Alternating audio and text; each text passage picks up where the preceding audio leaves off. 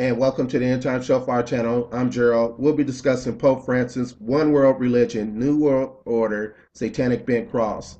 Now, upon last week, Pope Francis came out with a video talking about his intentions of bringing world religions together, start collaborating together, various different faiths.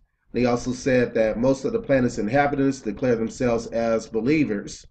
He also stated that we should lead to more dialogue among the religions, and we should not stop praying for it and collaborating with those that think differently. Also, within this video tape, it shows the different world religions declaring belief in all the different deities.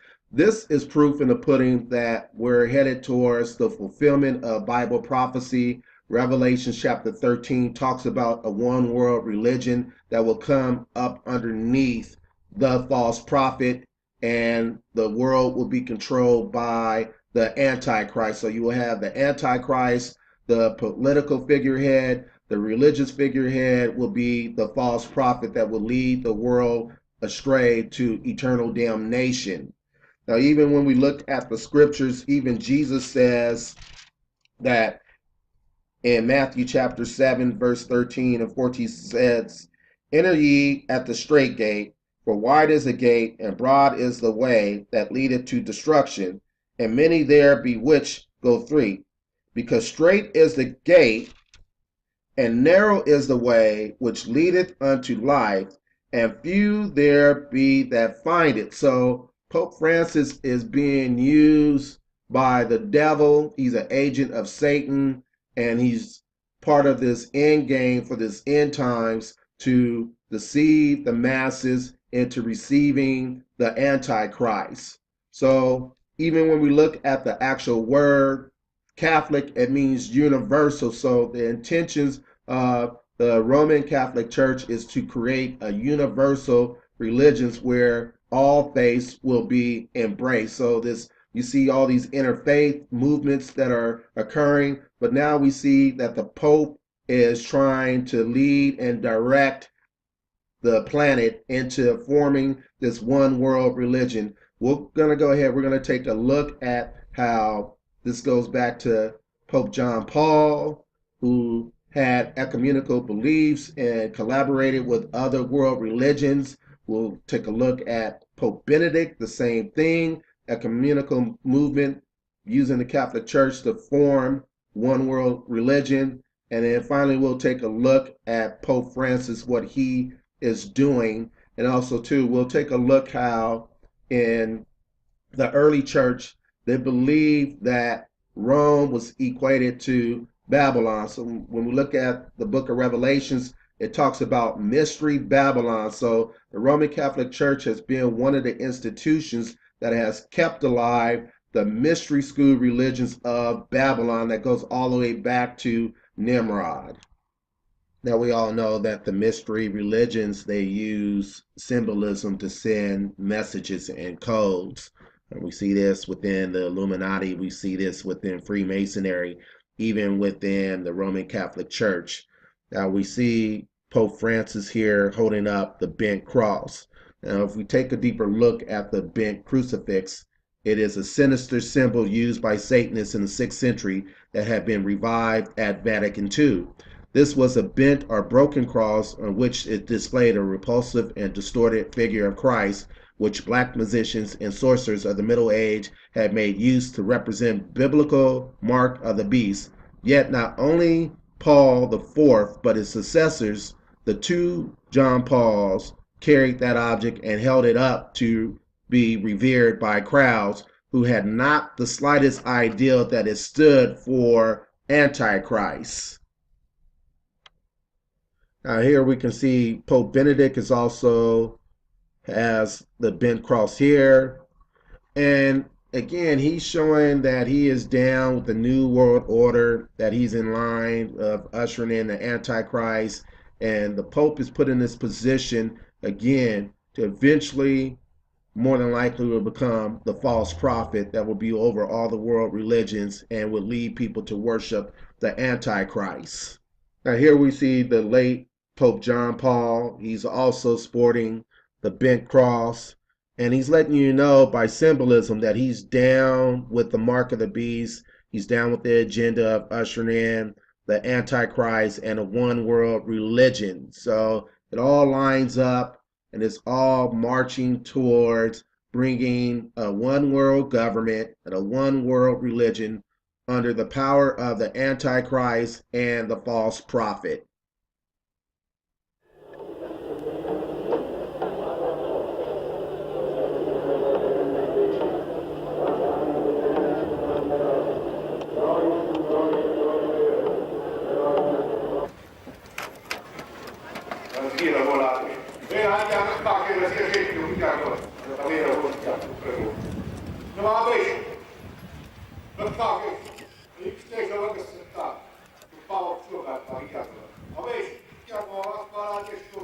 This columette was donated to my people by the Creator of peace and friendship.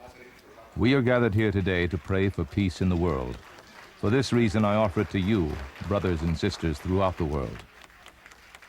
The columette, the ceremonial peace pipe, is offered by a representative of American Indians, who is one of 63 representatives of Christian churches, ecclesiastical communities, and world religions, invited by John Paul II to Assisi in a gesture of openness to testify before the world, each according to his own beliefs, for peace.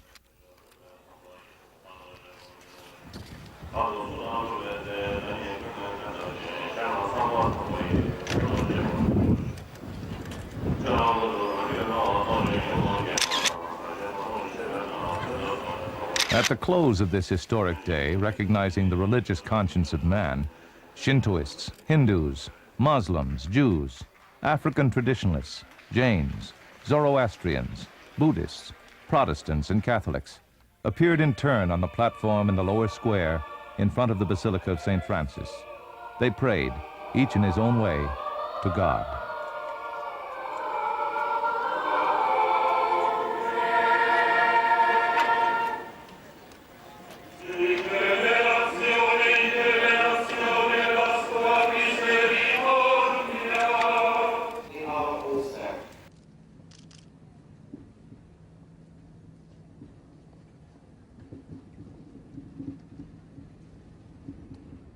After traveling by train for just over an hour and a half, the Pope arrived to the city of Assisi for the interreligious gathering. He boarded a small bus along with other religious leaders before arriving at the Basilica of St. Mary of the Angels. There, the Pope personally welcomed all participants at the entrance.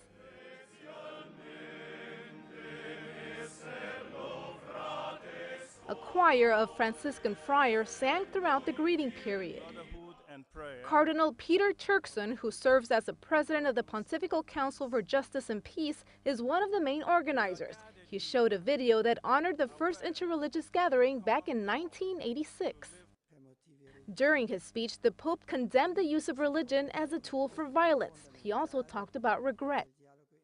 Come cristiano vorrei dire a questo punto sì, nella storia anche in nome della fede cristiana si è fatto ricorso alla violenza. Lo riconosciamo pieni di vergogna.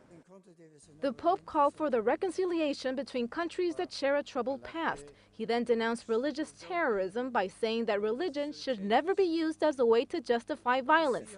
Above all, he called for peace. Si tratta piuttosto del ritrovarsi insieme, in questo essere in cammino verso la verità, dell'impegno deciso per la dignità dell'uomo e del farsi carico insieme della causa della pace contro ogni specie di violenza distruttrice del diritto. In conclusione, vorrei assicurarvi che la Chiesa Cattolica non desisterà dalla lotta contro la violenza, dal suo impegno per la pace nel mondo. Siamo animati dal comune desiderio di essere pellegrini della verità, pellegrini della pace. Vi ringrazio.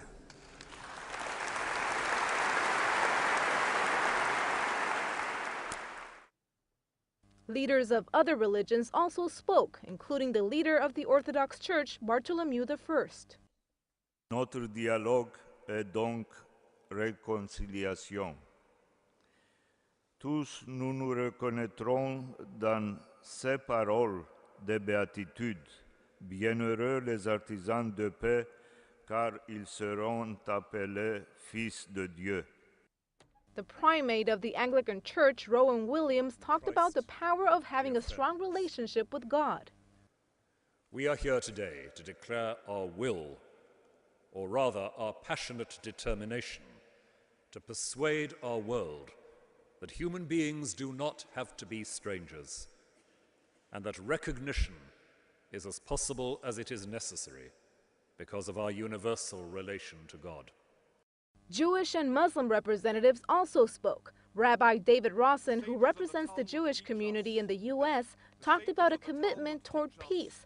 Muslim Representative Musadi talked about the purpose of religion.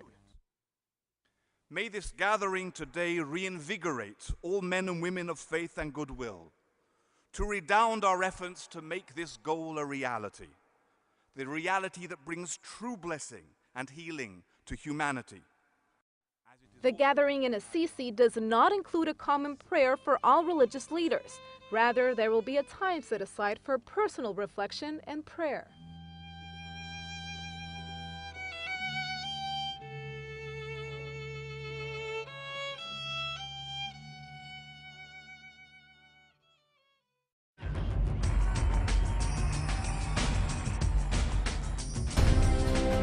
La mayor parte de los habitantes del planeta se declaran creyentes. Esto debería provocar un diálogo entre las religiones. No debemos dejar de orar por él y colaborar con quienes piensan distinto. Confío en Buda. Creo en Dios. Creo en Jesucristo. Creo en Dios, Alá. Muchos piensan distinto, sienten distinto, buscan a Dios o encuentran a Dios de diversa manera. En esta multitud, en este abanico de religiones, hay una sola certeza que tenemos para todos. Todos somos hijos de Dios. Creo en el amor. Creo en el amor. Creo en el amor. Creo en el amor. Confío en vos para difundir mi petición de este mes. Que el diálogo sincero entre hombres y mujeres de diversas religiones conlleve frutos de paz y justicia. Confío en tu oración.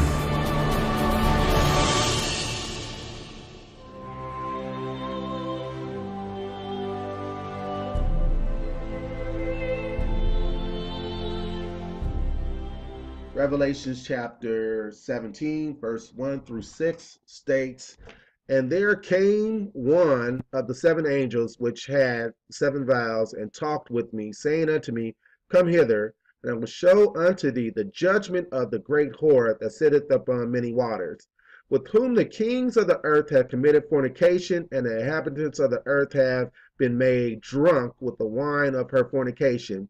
So he carried me away in the spirit into the wilderness, and I saw a woman sit upon a scarlet-colored beast, full of names of blasphemy, having 7 heads and 10 horns. And the woman was arrayed in purple and scarlet-colored, and decked with gold and precious stones and pearls, having a golden cup in her hand full of abominations and filthiness of her fornication. And upon her forehead was the name written, Mystery, Babylon the Great, the mother of harlots and the abomination of the earth. And I saw the woman drunken with the blood of the saints and with the blood of the martyrs of Jesus. When I saw her, I wondered with great admiration." Now we can also see that other early Christian writings and early Christian fathers saw Rome connected to Babylon. We see Tertullian's writing, he states, "By similar usage in the writings of our John, Babylon is the figure of the city of Rome. For Rome is like Babylon in being great and proud and royal power and warring against the saints of God." So people, we see that end time prophecy is being fulfilled at a rapid pace. We can see that this Pope Francis definitely has a satanic agenda just by even some of his statements that he's made, even when he was here in the United States and he was at a cathedral there in Philadelphia. He said that Jesus was a failure on the cross. Also, too, he's made statements the last couple of weeks that Jesus was a sinner and he needed to ask forgiveness to Mary. Now he's trying to form a one world religion. He's creating dialogue with all these different religions, and he's showing that spirit of Antichrist and the rise of the false prophet. So I don't know if Pope Francis is indeed the false prophet, but he is definitely an agent of Satan. He's working on Team Satan to form this thing to bring a culmination of a one world government and a one world religion. So that's why, as saints of God, we have to stay faithful to Jesus Christ. We have to be vigilant. We have to be about our Father's business. We have to be out evangelizing, telling people about the good news, the glorious gospel. We have to be telling and stressing to people that they must repent of their sins before the great judgment day comes, because those who reject the gospel will be given over to a strong delusion. They'll be given over to the son of perdition, and eventually they will lead themselves to eternal damnation. This is the End Time Shofar channel. God bless.